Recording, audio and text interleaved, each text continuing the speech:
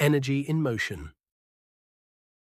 As I sit by the fire, the warm light flickering against the walls of my cottage, memories of my youth in Saint-Endelion drift back like waves of the ocean lapping against the sandy shore. It was the 1950s, a simpler time when life moved at a gentler pace. Looking back now, every day felt like a chapter from a beloved book, although I couldn't see it at the time. The fire's glow casts shadows that dance like ghosts of those days, and I can almost hear the distant cry of gulls over the Cornish cliffs and smell the salt in the air. St. Endelion was a world unto itself, a pocket of time where hardship and beauty wove together, shaping a boy too young to understand his place in it. I can still picture the village as it was, with its charming stone cottages, bent slate roofs, and crooked chimneys. The cottages were all painted in shades of white and cream. Mornings would greet me with the sweet aroma of freshly baked bread from Mr. Tom's little shop. The children would line up outside, the air filled with anticipation, waiting for his warm pasties, golden and flaky, straight from the oven. I could only imagine how they tasted. We only had money for bread. The village woke slowly, bathed in the soft light of dawn, the cobblestone paths slick with dew. Mr. Tom's shop was a humble affair, its wooden sign creaking in the breeze, the windows fogged from the oven's heat. I'd linger near the door, my stomach growling, watching the other children clutch their prizes, their faces alight with joy. I could only borrow through their laughter. The village green was the playground, a patch of emerald green grass where the old oak tree stood watch, like a soldier on guard, never bending, never breaking. Its sprawling branches offered shelter from the hot midday sun as the children played together. Laughter rang out like music, echoing off the surrounding buildings.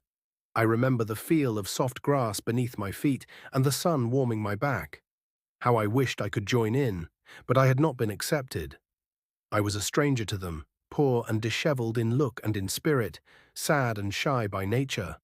The oak's gnarled roots were my refuge, a place to sit and watch from the sidelines, my patched trousers snagging on the bark.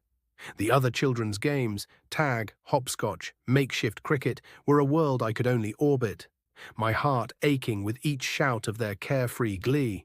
I'd trace patterns in the dirt, pretending I didn't care, but the weight of being unseen pressed heavy on my chest. Sundays were special to me. We'd make our way to the church, where the bells rang out like a call from a father wishing to see his children. The familiar sound would warm my heart as we filed into the pews, surrounded by familiar faces. The churchyard, with its wildflowers swaying in the summer breeze, felt like a sacred place where souls, past and present, lingered and pondered the mysteries of the universe. It connected us to all of God's creation. The church, ancient and weathered, stood at the village's heart, its stone walls cool to the touch, stained glass casting jewel-like patterns on the floor. I'd sit beside Auntie Em, her worn shawl pulled tight, and feel a fleeting sense of belonging.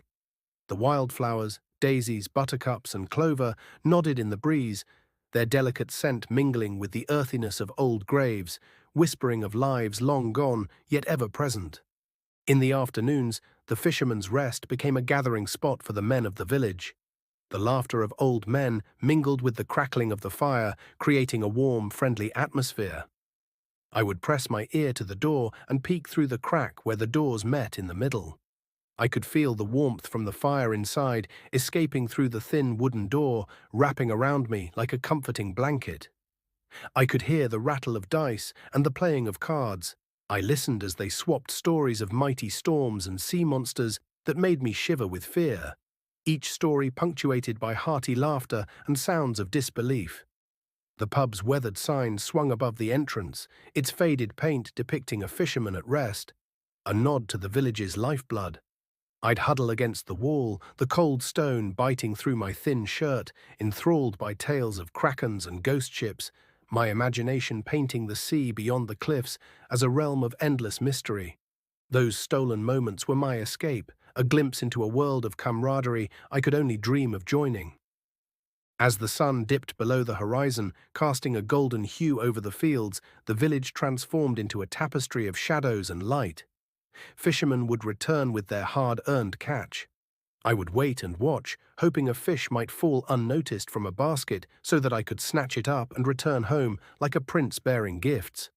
The harbour was a bustle of activity, nets slung over shoulders, boats creaking against the docks, the air thick with the tang of salt and fish.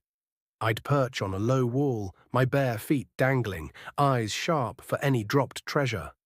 The fishermen's weathered faces told stories of battles with the sea, and I'd imagine myself among them, strong and needed, not the scrawny boy they barely noticed. Now, as I reminisce, I can still see the stars dotted throughout the night sky, shimmering above me like tiny flickering candles. I would tell them my wishes and hope they would come true. The moonlight always intrigued me, a mere reflection of the mighty sun, but powerful in its own way, full of mystery and long-hidden secrets, things barely visible to the naked eye. Lying on the hill above the village, the grass cool against my back, I'd trace constellations with my finger, naming them after my lost dreams. Mother, father, home. The moon's pale glow seemed to whisper back, promising secrets it never shared, a silent companion to my lonely nights. Those memories, rich and vibrant, remain etched in my mind and in my heart. St. Endelion was more than a place. It was a tapestry of lives woven together, a sanctuary of laughter and love for some, fear and loneliness for others. And as I sit here, enveloped by the warmth of the fire, I know that those days, while gone, will forever be a part of me, whispering through the years like a gentle Cornish breeze. The cottage around me feels like an echo of that time, its creaking beams and smoky hearth a bridge to the boy I was, forever tethered to St. Endelion's embrace. What is a flochai? It is a question I ask myself in moments of quiet reflection and recollection. How does one put into words that which lies beyond the edge of all understanding and reason? If I tell my story as best as I can recall, maybe that question will be answered. The fire pops softly, and I lean back, the weight of years settling over me. A flochi is no mere creature, but a riddle, a flicker of something vast and untamed, and my first encounter with one changed me forever. A flochi is a being of a mystical nature that courses through the alleyways and avenues of the mind. To this day, I am not sure whether they exist or if it's just a figment of the imagination. Are they real or an illusion? I honestly could not say. They are like whispers in a dream, half seen, half felt, slipping through the cracks of reality. I imagine them as threads of chaos and wonder, stitching themselves into the fabric of existence, invisible to most but vivid to those who dare to look. A flochi dances through time and space, hops and skips across multiple dimensions, dives into the deepest, darkest black hole, and springs forth from the brightest star. Their mission is to create adventure, bring joy and laughter, or misery and destruction, without a care or worry as to the consequences. In short, they just want to have fun, no matter the cost. Their laughter echoes across galaxies, their footsteps leave trails of stardust, and their whims can reshape worlds, or shatter them. They are capricious, untethered, a storm of delight and danger in equal measure. I know this now as an old man, but as a small boy barely getting to grips with life, I knew nothing about the mysteries of the universe. I came across such a flochi sitting on a crumbling wall at the edge of the village where I lived with my aunt, sister to my mother, who had passed when I was very young. The wall, overgrown with ivy and moss, marked the boundary where the village gave way to wild fields, a liminal place where the ordinary felt thin. I was a boy adrift, carrying the ache of loss like a stone in my chest, unaware that the universe was about to crack open before me. I had just turned 10. I had vague images of my mother, distant dreams too far away to grasp and hold on to. I tried not to think about her, it was too painful. My father died before I was born, and they say my mother died of a broken heart. I wish I knew them. Their absence was a shadow that followed me, a void I filled with questions no one could answer. Auntie M was kind but distant, her own struggles a wall between us, and I wandered the village alone, a ghost among the living. So strange was his appearance that I could not help but stare. He sat with one leg across the other, one elbow resting on one knee, his face planted firmly within the palm of his hand, wearing the sorriest look I had ever seen. He seemed both out of place and perfectly at home, as if the wall had grown around him. The air shimmered faintly in his presence, like heat rising from summer stones, and I felt a pull, as if he'd been waiting for me all along. He wore a suit that seemed to change color, and at the same time did not. His shoes were pointed and black in color, with a small gold buckle. They had a shine so deep you could see your own reflection. His hair was orange with black stripes, or black with orange stripes. I couldn't quite decide. His skin was pale and glistened with many colors, like the scales of a fish reflecting the sunlight. The suit flickered. Now emerald, now crimson, now a shade that defied naming. Its fabric alive with secrets. His shoes gleamed like polished obsidian, mirroring my wide-eyed face, and his hair seemed to shift with each blink. A tiger's pelt caught in a dream. His skin was a canvas of iridescence, catching the light in prismatic waves, and I felt dizzy trying to hold him in my gaze. On the wall next to him lay a top hat with a golden band running around its base. Leaning against the wall was a long black cane with a golden handle, shaped like a goat's head with large curved horns. The hat seemed to hum with a faint energy, its band glinting like a promise. The cane's goat head handle stared at me, its eyes, were they jewels? Seeming to blink, and I shivered, sensing it was more than mere wood and metal. I stood and stared for what seemed like an age, then his right eye slowly moved and looked back at me. That single eye, bright and unblinking, pierced through me as if it saw not just my face, but the hidden corners of my heart. "You can see me," he said in a low, slow, depressing tone. His voice was a melody of sorrow, each word heavy with an ancient weight, and I felt it resonate in my bones, stirring something I couldn't name. I was shaken by his question and slightly unnerved by the way he only moved one eye to look at me, while the other remained staring off into space. I wanted to run away, but found myself firmly planted in place. My legs refused to move. I swallowed hard and took a deep breath. Nervously, I replied, "Of course I can see you," I said, raising half a smile before quickly losing it. My voice trembled, barely a whisper, and the half-smile was a reflex, a shield against the fear coiling in my gut. The world seemed to shrink to just us, the village fading into a hazy backdrop. I heard the sound of freshly shod hooves slapping against the cobblestones that paved the way through the village. I turned my upper body, my feet still firmly planted in place, as I met the gaze of Mr. Summerfield leading his horse, Rose, by the head. The rhythmic clop of Rose's hooves was a lifeline to the ordinary, pulling me back from the strangeness. Mr. Summerfield's broad frame filled the path, his weathered face creased with the day's labor. Mr. Summerfield owned the largest farm in the county and had a jolly but firm demeanor, befitting his standing in the community. Rose was his favorite horse. He never rode her, not once. He walked with her everywhere they went. I guess they found comfort in each other's company, though at the time I thought it strange.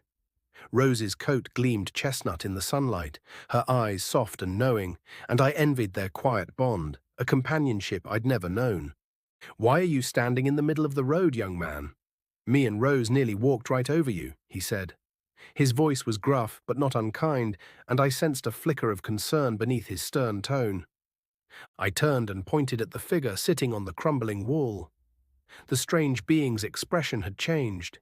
He stared at me with a look of curiosity. His head tilted slightly, and I felt his gaze shift from sorrow to something sharper, as if I'd passed a test I didn't know I was taking. "I was all I managed to say before Rose reared up on her hind legs and dragged Mr. Summerfield down the road and out of the village. I watched as they disappeared into the distance, Mr. Summerfield dancing like a kite in the wind as he desperately tried to hang on to Rose's bridle. Rose's hooves sparked against the stones, her whinny a cry of panic, and I stood frozen, watching the dust cloud they left behind, my heart racing with the sudden chaos. Slowly I turned back to face the figure sitting on the crumbling wall. My head was bowed, and I could see my reflection in his pointed shoes. I realized he was standing directly in front of me. The air grew thick, and his presence loomed. A shadow that seemed to stretch beyond the wall, beyond the village, into places I couldn't fathom. Slowly I lifted my gaze. Both his hands were resting on his cane as he leaned slightly forward. I raised my head further and looked up at him. He was wearing his hat and he was smiling. The corners of his mouth seemed to reach right up to his ears. It was the biggest smile I had ever seen. The smile was a crescent of menace, his teeth glinting like polished ivory, and the hat cast a shadow that made his eyes glow with an unnatural light. It wasn't a happy smile, more like the smile of a Cheshire cat, just before it consumes its prey. I felt like a mouse trapped in his gaze, every instinct screaming to flee, yet my body refused to obey. I felt awkward and nervous, and began to fidget, playing with my fingers, twisting them together, then pulling them apart. The strange figure stood in silence and never said a word. Not one. I felt I had to say something. I mumbled the words incoherently. "Who are you?" My fingers knotted tighter, the silence pressing against me like a weight, and my question was less a demand than a plea for the world to make sense again. His smile became a grin, and for the first time, his eyes acted in unison and looked into mine. It felt like he was staring deep into my soul, searching for what secrets might lie hidden there. His gaze was a blade, cutting through my defenses, and I felt exposed, as if he saw every hurt, every hope I'd buried. He stood up straight and began to hum a strange tune, one I had not heard before. He was tall and thin, with a strong, commanding presence, like a captain of a ship. I found it very hard to focus on him, with the subtle changes to the colors of his skin and his suit. Like a chameleon, he blended very well with the background. The tune was haunting, its notes twisting like smoke, and his form seemed to flicker, now sharp, now fading into the wall's green haze. His presence was a storm held in check, and I felt small, adrift in its shadow. Add that to his strange smile and the way his eyes moved, I was hypnotized. He rubbed his chin with his left hand as he pondered his answer. "What am I?" he said. "I am a flochi, energy in motion, so to speak. My name is Ogleflow." His hand moved with a theatrical flourish, and his name landed like a spell, each syllable charged with power. "Your name is Ogleflow?" I asked. My voice was a squeak, barely audible, and I felt foolish repeating it, as if saying his name might bind me to him. "Ogleflow," he repeated. His voice split, a duet of tones weaving together, one high and lilting, the other deep and resonant, and I shivered, sensing the world shift beneath my feet. There was a moment of silence, and I started to feel a little afraid, so I looked around for some support. There was Mr. Tom the baker and his wife Mary, and Miss Buttercup the schoolteacher. There were people going about their daily business. None of them noticed him at all. The village carried on, oblivious, Mr. Tom sweeping his shop stoop, Miss Buttercup herding children home from the schoolhouse. Their normalcy mocked my fear, and I felt more alone than ever, caught in a moment no one else could see. "I have to get home now. My auntie will be worried," I said. My excuse was feeble, but I clung to it, hoping it would free me from his spell. Nervously, I started to walk away, but I viewed him as an adult and felt I needed his permission to go. I was hoping he would say, "Run along then," but he never did. I felt obliged to stay until I was dismissed, even though every part of me was screaming, "Leave, run, run home as fast as you can." My feet shuffled, torn between duty and dread, and I glanced back, praying he'd release me. "Auntie?" he asked. "No mother, no father," he continued. His words were a knife, slicing open my deepest wound, and his tone carried a mocking pity that made my skin crawl. I looked down at my feet. It seems crazy now, but at the time I felt ashamed. Everyone else had a mother and father. Why didn't I? I felt cheated and discarded and was envious of the other children. Emotions, thoughts, and feelings I had tried so hard to keep buried deep down inside started to well up within me. A single tear rolled down my cheek as I bit my lip, trying so hard not to cry. Shame burned like a fever, and I saw the faces of my classmates, their parents waiting at the school gate while I stood alone. The tear was a betrayal, and I hated myself for it, for letting him see my weakness. Ogleflow produced a handkerchief from his pocket. As I reached for it, he quickly returned it to where it came from. The gesture was a taunt, his smile curling tighter, and I felt mocked, a pawn in his game. "What is your name?" he asked. His voice was softer now, almost kind, but it carried a hunger I didn't trust. "Finn," I replied sheepishly. My name felt small, inadequate, and I whispered it as if it might protect me. Finn. No, no, no, that will never do. I'm going to call you Fun, he said with a chuckle. The chuckle was sharp, like glass breaking, and the name Fun felt like a chain, renaming me for his purpose. He put his hand on my back and said, "Walk with me, talk with me." His touch was light, yet it anchored me, and I felt trapped, unable to pull away. His hand was cool through my shirt, and I sensed a current beneath it, like a river pulling me under. I hadn't noticed before, but his voice sounded like two people harmonizing, saying the same words at the same time. Everything about him was so strange and yet so fascinating. I wanted to break free, yet I could not. The harmony was hypnotic, a chorus that drowned my will, and I walked beside him, my steps not my own, drawn by a force I couldn't name. We took the road that led to the edge of the village. I listened intently as he described another world full of strange, colorful dreams. A world in perfect harmony with oneself, where you could explore the boundaries of the universe. A place with no human rules or laws to abide by. You are totally free to do as you please. His words painted visions of skies ablaze with colors no human eye had seen, of cities carved from starlight, of freedom so vast it felt like flying. I saw myself running through fields of endless possibility, unburdened by loss, and my heart leapt, even as fear whispered caution. I did not understand what he was trying to convey to me. It all sounded so extreme. And then he said the magic words. "Your mother and father are there." Ogleflow's eyes widened and glared at me as his smile stretched from ear to ear. His promise was a thunderbolt, shattering my defenses, and I saw their faces, blurry, half-remembered, but alive, waiting for me in that impossible world. "They are?" I asked. My voice cracked, hope and doubt warring within me, and I leaned forward, desperate for it to be true. "It's a land of dreams where you can explore your deepest desires. If it's in your heart, you will find it there." His words were a lure, each one dripping with promise, and I felt the ground shift, as if the village itself was fading. "How do I get there? Is it far?" I asked. My question was a child's, earnest and urgent, and I clung to the hope he dangled before me. "Why, young Fun, it's not far at all. It's a cat's whisker, a hair's breadth, a mere snap of your fingers from where you stand now."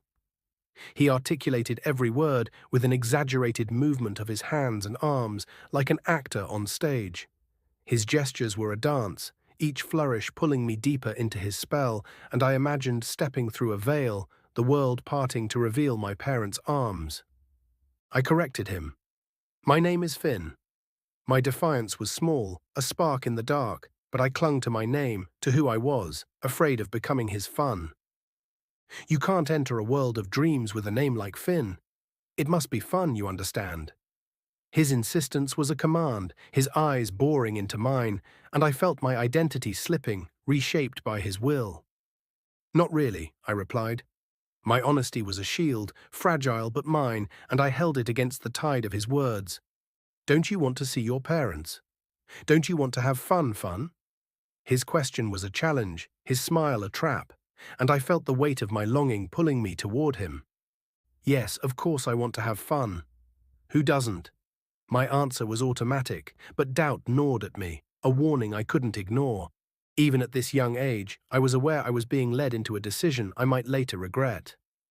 Inwardly, I started to panic, and my mind began racing, searching for an excuse so I could break away. "I have to go now. My auntie will be looking for me," I said, while quickly turning to walk away. Panic was a drumbeat in my chest, and I seized the excuse, my feet finally obeying, but his presence lingered, a shadow at my back. Ogleflow clicked his fingers, and the world just stopped. People froze on the spot. Birds remained stationary in the air. There was no wind, no sound, no motion at all. The village became a painting, every detail sharp and still. Mrs. Mary paused mid-step, a basket of bread in her arms. A sparrow hung mid-flight, wings outstretched. The silence was a void, swallowing even my breath, and I felt the universe hold its breath, waiting for Ogleflow's next move. I turned slowly and faced him. Now I was really scared. The adrenaline running through my body made me want to pee so badly, I crossed my legs and held my crotch. My fear was a living thing, clawing at my insides, and my body trembled, caught in a primal urge to flee or hide. Ogleflow leaned down towards me, stretched out his arm, and pointed to a nearby bush. "Go ahead," he said. His voice was calm, almost amused, and his gesture was a mockery of kindness, as if he controlled even my shame. I rushed behind the bush and relieved myself. It felt good as I let out a deep breath. If I had wet my pants, my aunt would have been cross with me. I would have been so ashamed. The bush's leaves scratched my arms, and the earth was cool beneath my feet. Relief mingled with humiliation, and I lingered a moment, dreading the return of his gaze, knowing Auntie M's disapproval would have crushed what little pride I had left. I emerged from the bush to find Ogleflow leaning on his cane. He stood up straight, right in front of me, leaving me with no avenue of escape. His form filled the world, his cane a scepter, and I felt cornered. A rabbit before a fox, his smile promising both wonder and ruin. "I have a proposition for you, young fun," he said. His words were a velvet trap, each syllable laced with intent, and I braced myself, sensing a bargain I might not survive. "What's happening? Why has everything stopped moving?" I asked. My question was a plea for understanding, a child's attempt to grasp the impossible, but his silence mocked my fear. Ogleflow ignored my question and just continued, "If you will help me find my joy, I will help you find your parents." His offer was a beacon in the dark, and I felt my heart lurch, torn between hope and dread. "My parents are dead," I said with a confused look on my face. My words were a shield, clinging to the truth I'd been told, but doubt crept in, stirred by his impossible promises. "Death is but an illusion. Look around you, young fun. We are living outside of time, outside of motion. It's all one big fat lie. Come with me, find my joy, find your mother, find your father. There are so many adventures to have, so many wonders to see, so much fun to be had. Come with me and explore the very depths of all creation. What do you say? Hey, what do you say?" His grin, if possible, grew even larger. His words were a siren's song, painting a cosmos of endless possibility, galaxies spinning, worlds blooming, my parents' faces waiting. His grin was a chasm swallowing my resistance, and I felt myself teetering on the edge.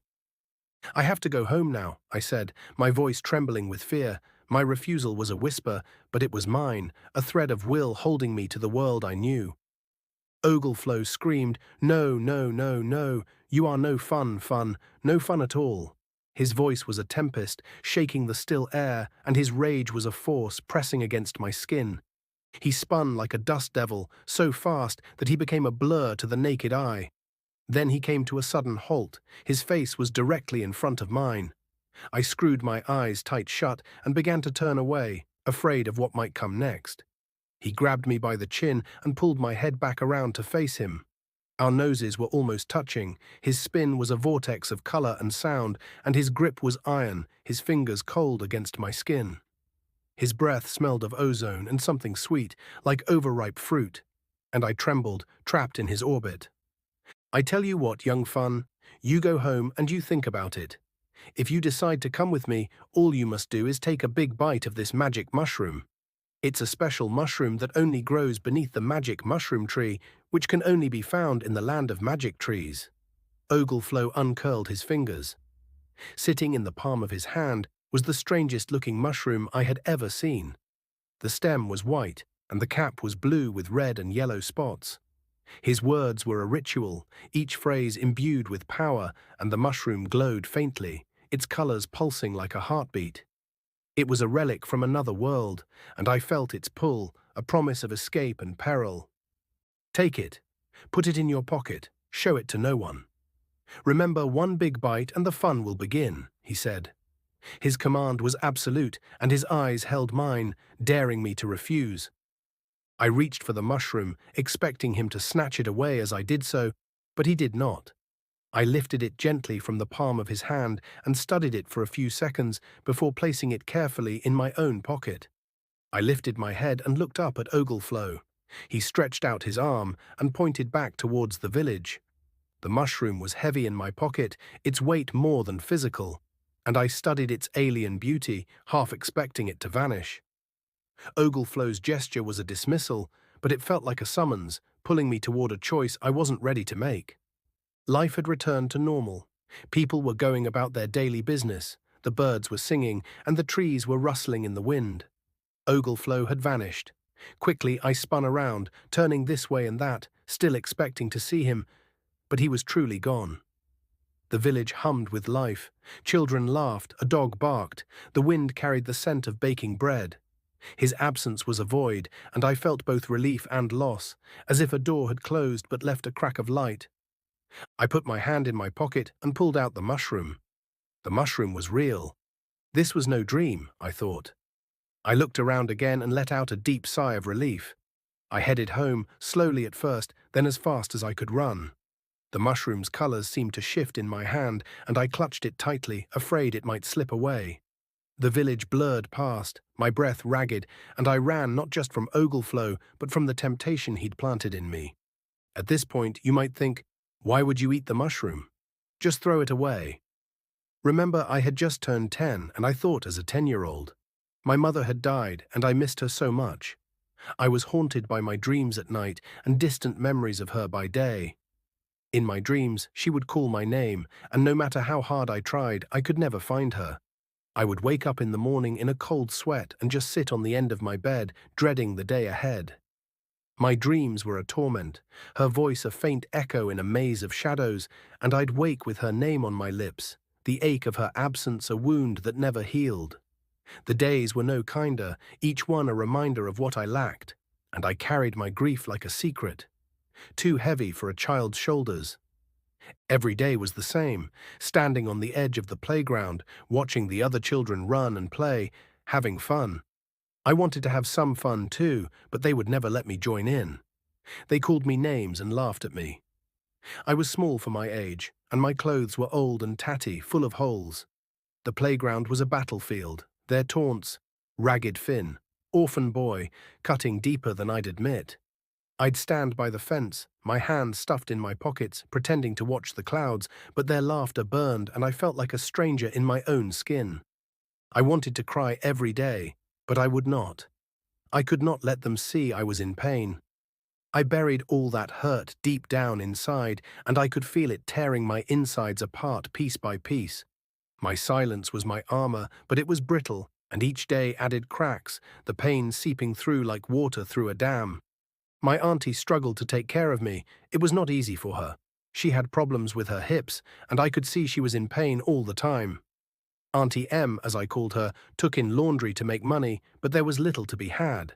She worked so hard that by the end of the day she would fall asleep in her old worn-out chair, nestled in the corner of the sitting room. She did her best, she really did. But I felt so alone. To me, life just didn't seem worth all the pain. I felt like everyone would be better off if I just ran away. So the picture Ogleflow painted was very tempting. A world where all your dreams come true. Who wouldn't want that? Auntie M's hands were red and raw from scrubbing, her face lined with exhaustion, and I saw her wince with every step, yet she never complained to me. Her chair, its upholstery frayed, was her refuge, and I'd watch her sleep, her breaths shallow, wishing I could ease her burden. Ogleflow's world was a beacon, a promise of escape from the grey grind of our life, and it called to me, a song I couldn't ignore. We lived in a small cottage at the bottom of a steep hill. During the summer months, all the doors and windows would be wide open, and the beautiful, delicate fragrances of summer would sweep through the cottage on the back of a cool summer breeze. It breathed life into the cottage. The cottage was a patchwork of stone and plaster, its roof sagging under the weight of years, but in summer it bloomed with life, the scent of lavender and honeysuckle drifting through. I'd sit on the doorstep, the sun warming my face, and for a moment the world felt kind. The cottage a haven despite its cracks. During the winter months, before the snow arrived and the heavy rains came, it was hard to keep the water from flooding into the kitchen. Auntie M and I would often be up during the night, fighting to sandbag the entrance and keep the rainwater from completely flooding us out. The road outside would turn into a river, sweeping away all that stood in its path. The rain was relentless, a roar that drowned out thought, and we'd stack sodden bags, our hands numb, the water seeping through every defense. The kitchen's flagstone floor would glisten with mud, and I'd feel the cold seep into my bones, a reminder of how fragile our home was. I saw my auntie cry once when it looked like we were going to lose the fight against the cascading torrent of water. I never forgot that, and it would often make me tearful when I recalled that time in our lives, not through pity, but admiration. She kept going no matter what life threw at her. Her tears were silent, her face turned away, but I saw the tremble in her shoulders, and it struck me. A woman who fought so fiercely could break, yet she rose again. Her strength was a quiet fire, and I wished I could tell her I saw it, but words failed me then. The inner strength it must have taken just for her to get up and face each day is beyond my comprehension. At the time I thought I was adding to her problems, that she didn't want me there. The truth was, she was fighting for me. Struggling with pain, working hard, scrubbing other people's dirty laundry because she didn't want to fail me. I wish I could have seen it then. I wish I could have seen a lot of things with the clarity that only comes with age and experience. I saw only her fatigue, her sharp words, and believed I was a burden, not the boy she poured her life into. If I could go back to that moment, I'd hold her hand, tell her I understood. But the boy I was carried too much shame to try. I stood for a short while outside the entrance to the small cottage we called home. I was expecting to be scolded for being late, so I took a deep breath and readied myself before I pushed the door open. The door creaked, its hinges protesting, and the familiar scent of damp stone and boiled cabbage greeted me, a stark contrast to the wild freedom Ogleflow had promised. "Finn, where have you been? Don't I have enough to worry about without worrying about you?" Auntie Em's voice was sharp, cutting through the dim light of the kitchen where a single lamp flickered, casting long shadows. "I'm sorry, Auntie Em, but there was this man," I began, desperate to share the wonder and fear of Ogleflow, hoping she'd understand. "I don't want to hear it," she said. Her dismissal was a wall, and I felt it slam shut, locking me out of her world. Auntie Em leaned on the corner of the table, frowned, and through gritted teeth sucked in a lungful of air. At the time I thought she was trying to control her temper. In truth, she was experiencing shooting pains running up her body, and she was just trying to hold herself together. Her knuckles whitened against the table's edge, and her frown was a mask for agony, but I saw only anger, not the woman fighting to stand for my sake. After a few deep breaths, Auntie Em stood up straight and pulled out a chair from the kitchen table. "Sit," she said. Her command was weary, and the chair scraped against the floor, a sound that echoed the strain in her voice. I did as I was told and sat at the table. Auntie Em fixed me a bowl of what she called stew, and I called coloured water with chewy lumps of meat. Auntie Em complained about her life as she scooped a ladle of stew into a bowl for me. I never listened. I just nodded in agreement now and then. I had enough problems of my own to deal with. The stew was a thin, greyish broth, its lumps more gristle than meat, and I stirred it listlessly, my mind still with Ogleflow.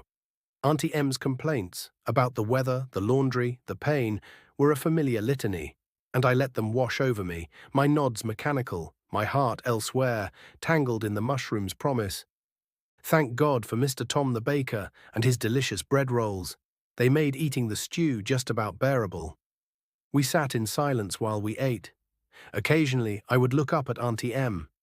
I wanted to talk about Ogleflow and what he had told me about his wondrous world of magic.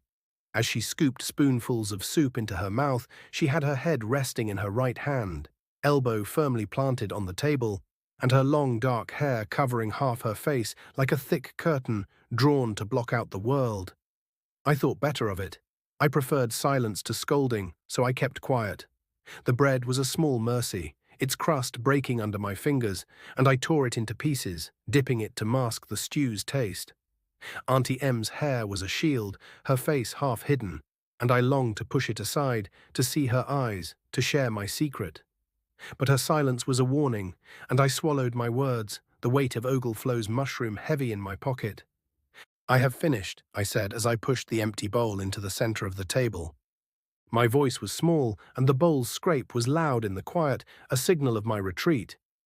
"Take yourself off to bed then, and don't forget to wash your hands and face," she said. Auntie Em didn't even lift her head to look at me. Her words came from behind her thick hair that was covering her face. Her dismissal was final, and I felt the distance between us widen, a chasm I didn't know how to cross. I left the table and made my way up the stairs. I looked back as I reached halfway up. Auntie Em hadn't moved. She was still sat at the table, head in hand. I really wanted to hug her, to love her, but I was sure she would push me away. The mere thought of rejection filled me with dread. It felt better not knowing if I was loved or not, because I always had the hope that I was. The stairs creaked under my weight, each step a reminder of the cottage's fragility. Auntie Em's stillness was a portrait of exhaustion, and I paused, my hand on the banister, yearning to run back, to bury my face in her shawl. But fear held me back, and I climbed on, carrying the hope of her love like a fragile flame. I got myself ready for bed. It was still light outside, and I could hear the other children playing just up the road. I pressed my face against the bedroom window and sighed. First, I was sad, and then angry that I couldn't join in. I turned my back on the world outside and stared intently at the magic mushroom I had placed on the small table beside my bed. The temptation to take a bite was building. The land where dreams come true was sitting right there. Just one bite is all it takes. My room was a narrow space, its walls stained with damp, the bed's thin mattress sagging under me.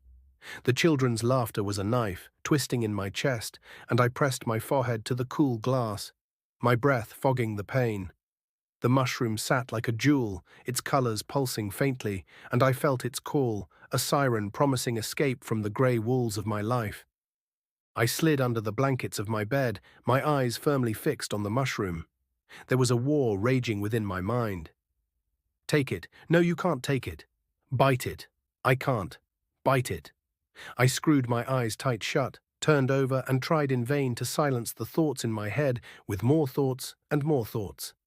The blankets were rough, smelling of lye and age, and I curled into a ball, the mushroom's image burned into my mind. The war was a storm, voices clashing, hope screaming for my parents, fear begging me to stay. I pressed my hands to my ears, but the thoughts roared louder, each one pulling me towards the edge. Suddenly I screamed, "Okay, I will do it," and woke myself up. I was sweating and confused. My room was dark, only the dim light of the moon shone through the window. It was late. The scream echoed in the silence, and I sat up. My heart racing, the line between dream and reality blurred.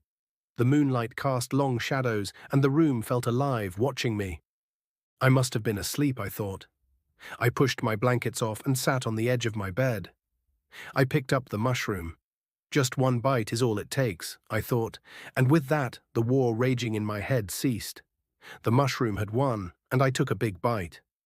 The mushroom was cool in my hand, its surface slick, and I studied it one last time, its colors swirling like a galaxy trapped in my palm.